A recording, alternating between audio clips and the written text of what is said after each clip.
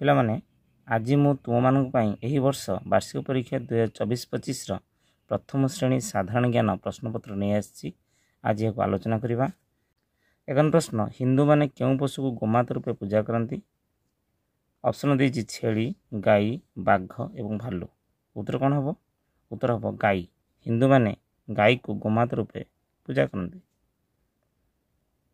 2 ପ୍ରଶ୍ନ, କେଉଁ ପଶୁର ପିଠିରେ କୁଜ ଥାଏ?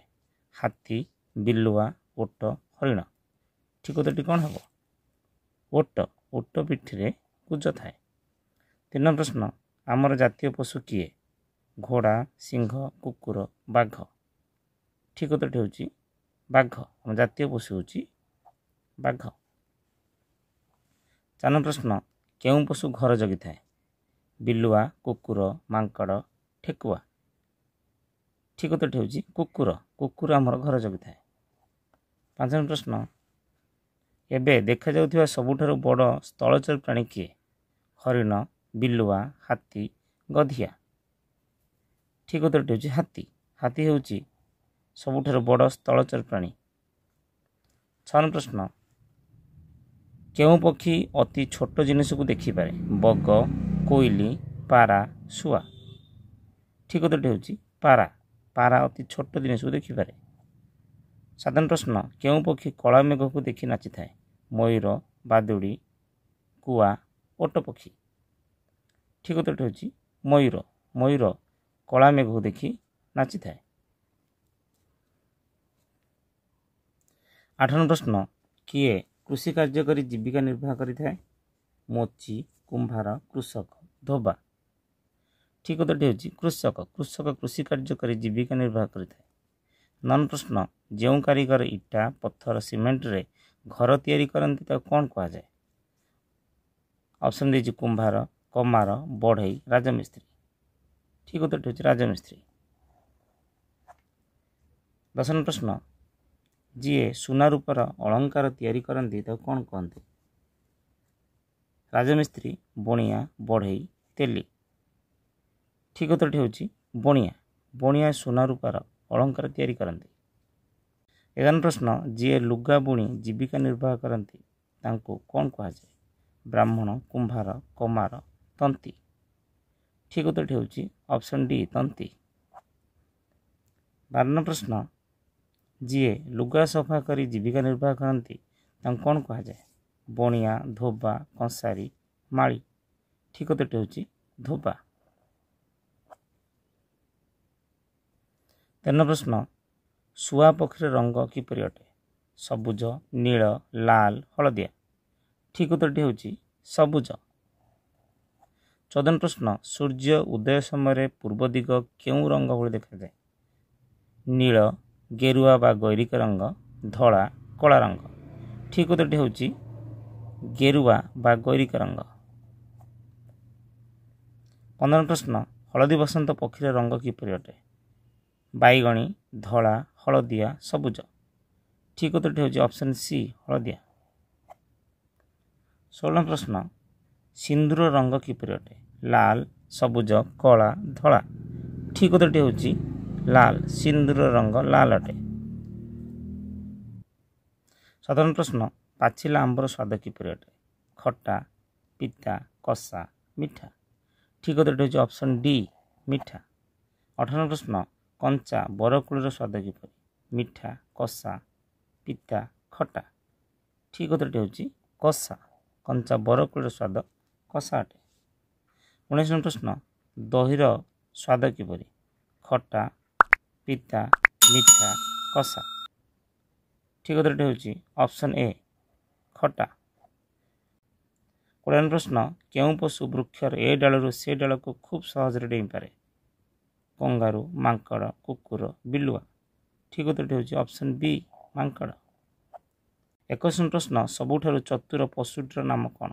ବାଘ, ବିଲୁଆ, ହରିଣ, ସିଂହ। ଠିକ୍ ଉତ୍ତରଟି ହେଉଛି ବିଲୁଆ। ସବୁଠାରୁ ଚତୁର ପଶୁ ହେଉଛି ବିଲୁଆ। 22 ପ୍ରଶ୍ନ, କୁଆ ବସାରେ ଅଣ୍ଡା ଦେଉଥିବା ପକ୍ଷୀଟିଏ କିଏ? ଶୁଆ, ବଗ, କୋଇଲି, କୁକୁଡ଼ା। ଠିକ୍ ଉତ୍ତରଟି ହେଉଛି ଅପସନ୍ ସି, କୋଇଲି। 23 ପ୍ରଶ୍ନ, ପକ୍ଷୀ ପରି ଦେଖାଯାଉଥିବା କେଉଁ ପ୍ରାଣୀ ସ୍ତନ୍ୟପ୍ରାୟୀ ଅଟେ? ଅପସନ୍ ଏ ଦେଇଛି ହଂସ, ବି ଦେଇଛି ପାରା, ସି ଦେଇଛି କାଉ ଏବଂ ଡି ଦେଇଛି ବାଦୁଡ଼ି। ଠିକ୍ ଉତ୍ତରଟି ହେଉଛି ଅପସନ୍ ଡି ବାଦୁଡ଼ି। 24 ନମ୍ବର ପ୍ରଶ୍ନ, କେଉଁ ପଶୁର ସିଂହ ଗଛର ପ୍ରଶାଖା ଭଳି? ଗାଈ, ହରିଣ, ବାଘ, ମାଙ୍କଡ଼। ଠିକ୍ ଉତ୍ତରଟି ହେଉଛି ଅପସନ୍ ବି ହରିଣ। 25 ନମ୍ବର ପ୍ରଶ୍ନ, କାଠ କାମ କରୁଥିବା ବ୍ୟକ୍ତିଙ୍କୁ କ'ଣ କୁହାଯାଏ? ବଢ଼େଇ, କମାର, କେଉଟ, କୃଷକ। ଠିକ୍ ଉତ୍ତରଟି ହେଉଛି ଅପସନ୍ ଏ ବଢ଼େଇ। 26 ନମ୍ବର ପ୍ରଶ୍ନ, ହାଣ୍ଡି ମାଠିଆ କିଏ ଗଢ଼ିଥାଏ? କେଉଟ, କମାର, କୁମ୍ଭାର, ମୋଚି। ଠିକ୍ ଉତ୍ତରଟି ହେଉଛି ଅପସନ୍ ସି କୁମ୍ଭାର। 27 ନମ୍ବର ପ୍ରଶ୍ନ, ଯିଏ ଲୁହା କାମ କରନ୍ତି ତାଙ୍କୁ କ'ଣ କୁହାଯାଏ? ଅପସନ୍ ଏ ଦେଇଛି କୃଷକ, ଅପସନ୍ ବି ଦେଇଛି ଦରଜି, ଅପସନ୍ ସି ଦେଇଛି କେଉଟ ଏବଂ ଅପସନ୍ ଡି ଦେଇଛି କମାର। ଠିକ୍ ଉତ୍ତରଟି ହେଉଛି ଅପସନ୍ ଡି କମାର। 28 ନମ୍ବର ପ୍ରଶ୍ନ, କିଏ ମାଛ ଧରି ଜୀବିକା ନିର୍ବାହ କରେ? ଅପସନ୍ ଏ ଦେଇଛି ଦରଜି, ଅପସନ୍ ବି ଦେଇଛି ମାଳି, ଅପସନ୍ ସି ଦେଇଛି କୃଷକ ଏବଂ ଅପସନ୍ ଡି ଦେଇଛି କେଉଟ। ଠିକ୍ ଉତ୍ତରଟି ହେଉଛି ଅପସନ୍ ଡି କେଉଟ। 29 ନମ୍ବର ପ୍ରଶ୍ନ, ପୋଷାକ କିଏ ତିଆରି କରନ୍ତି? କୁମ୍ଭାର, କେଉଟ, ଦରଜି, ଧୋବା। ଠିକ୍ ଉତ୍ତରଟି ହେଉଛି ଅପସନ୍ ସି ଦରଜି। 30 ନମ୍ବର ପ୍ରଶ୍ନ, କିଏ ଆମର ବାଳ କାଟି ଜୀବିକା ନିର୍ବାହ କରନ୍ତି? ଅପସନ୍ ଏ ଦେଇଛି ତନ୍ତୀ, ଅପସନ୍ ବି ଦେଇଛି ତେଲି, ଅପସନ୍ ସି ବଢ଼େଇ ଏବଂ ଅପସନ୍ ଡି ଦେଇଛି ବାରିକ। ଠିକ୍ ଉତ୍ତରଟି ହେଉଛି ଅପସନ୍ ଡି ବାରିକ। 31 ନମ୍ବର ପ୍ରଶ୍ନ, କିଏ ଆମର ଜୋତା ତିଆରି ଓ ମରାମତି କରନ୍ତି? ଅପସନ୍ ଏ ଦେଇଛି କୁମ୍ଭାର, ଅପସନ୍ ବି ଦେଇଛି ମୋଚି, ଅପସନ୍ ସି ଦେଇଛି କେଉଟ ଏବଂ ଅପସନ୍ ଡି ଦେଇଛି କମାର। ଠିକ୍ ଉତ୍ତରଟି ହେଉଛି ଅପସନ୍ ବି ମୋଚି। 32 ନମ୍ବର ପ୍ରଶ୍ନ, ଯିଏ କଂସା ବାସନ ତିଆରି କରନ୍ତି ତାଙ୍କୁ କ'ଣ କହନ୍ତି? ଅପସନ୍ ଏ ଦେଇଛି କଂସାରୀ, ଅପସନ୍ ବି ଦେଇଛି ବ୍ରାହ୍ମଣ, ଅପସନ୍ ସି ଦେଇଛି ମାଳି ଏବଂ ଅପସନ୍ ଡି ଦେଇଛି ବଢ଼େଇ। ଠିକ୍ ଉତ୍ତରଟି ହେଉଛି ଅପସନ୍ ଏ କଂସାରୀ। 33 ନମ୍ବର ପ୍ରଶ୍ନ, କଲରାର ସ୍ୱାଦ କିପରି ଲାଗେ? ପିତା, ମିଠା, କଷା, ଖଟା। ଠିକ୍ ଉତ୍ତରଟି ହେଉଛି ଅପସନ୍ ଏ ପିତା।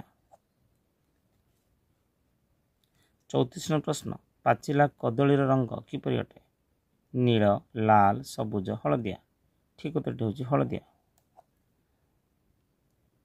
35 ନମ୍ବର ପ୍ରଶ୍ନ, ସାଧବ ବୋହୂର ରଙ୍ଗ କିପରି ଅଟେ? ନୀଳ, ଲାଲ, ସବୁଜ, ଧଳା। ଠିକ୍ ଉତ୍ତରଟି ହେଉଛି ଅପସନ୍ ବି ଲାଲ। 36 ନମ୍ବର ପ୍ରଶ୍ନ, ଅଁଳା କୋଳିର ସ୍ୱାଦ କିପରି? କଷା, ପିତା, ମିଠା, ଖଟା। ଠିକ୍ ଉତ୍ତରଟି ହେଉଛି ଅପସନ୍ ଏ କଷା।